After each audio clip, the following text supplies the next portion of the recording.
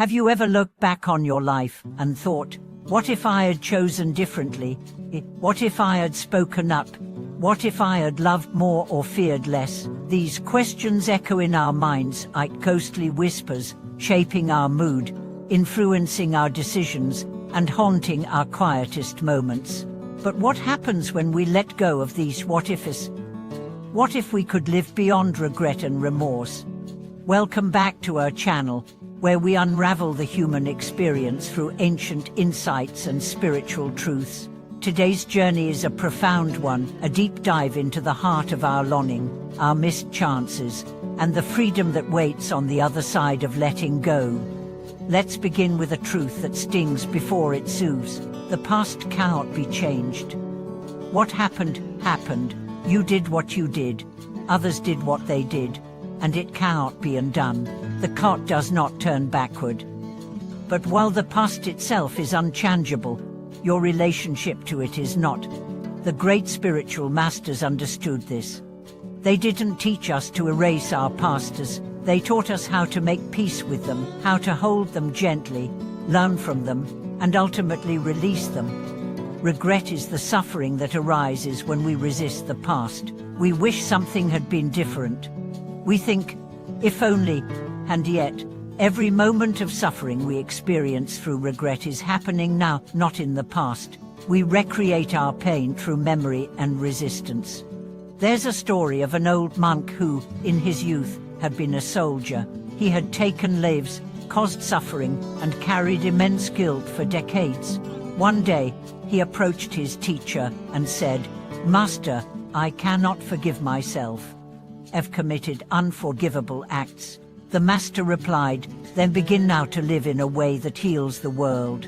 Your remorse can be a chain, or it can be your fuel. That is the choice we each face. Will regret become our prison or our path?" You see, life is not about erasing every wrong. It's about transforming what's broken into beauty. It's about learning, integrating, and walking forward with awareness.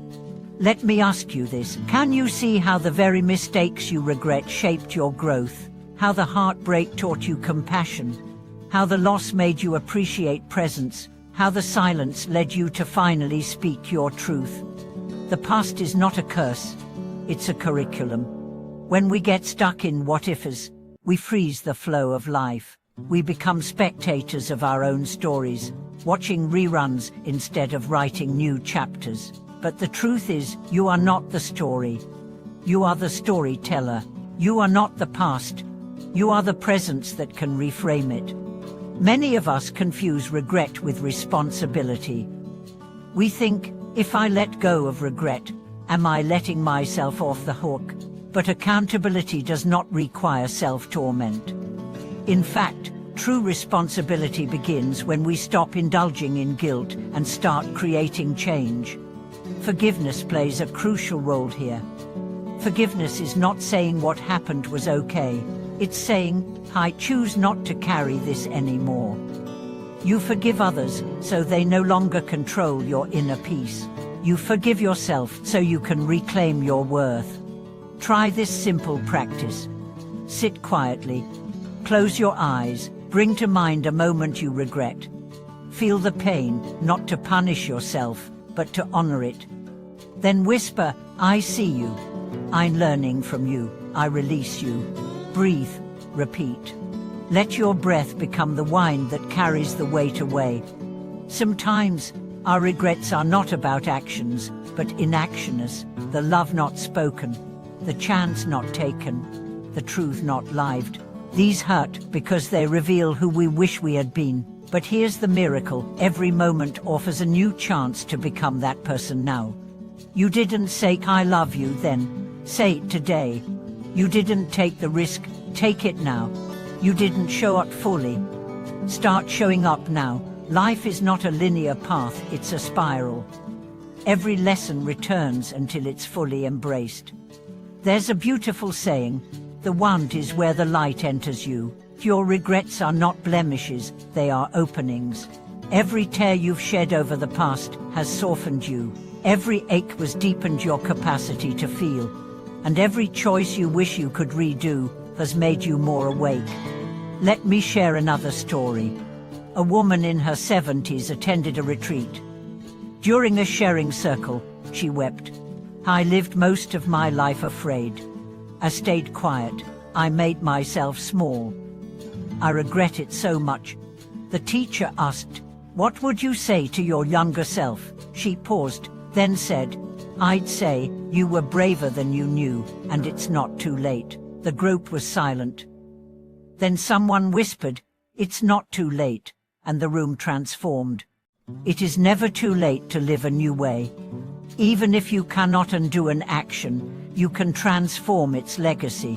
Even if you cannot change what happened, you can change what it means. You can choose to see the past not as a weight, but as a teacher. You can also ask yourself, what would I do if I truly believed I am forgiven? What would I create if I stopped looking back? What kind of love could I offer if I believed I was worthy? We all have moments we wish we could redo. But instead of wishing to go back, let's use those moments to go deeper.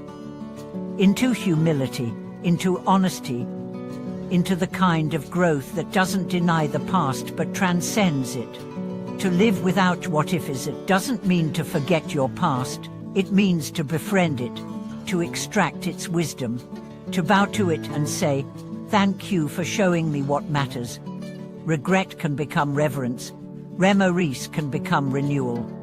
Here's a practice to end your day. Before sleep, review your actions. If there was a misstep, acknowledge it. Ask, "What can I learn?" And then say, "Tomorrow, I begin again." Let each day be a chapter of redemption, not punishment. This is not about perfection. It's about alignment. You were never meant to live a flawless life. You were meant to live a full one where mistakes are stepping stones, not shackles. And remember that the person you are becoming is shaped not by your regrets, but by how you rise from them. Thank you for watching this video. If this message helped you soften toward your past or inspired you to take a new step, please share your thoughts below. Like, subscribe, and join us again. Your life is not defined by what-ifs, it's defined by what now.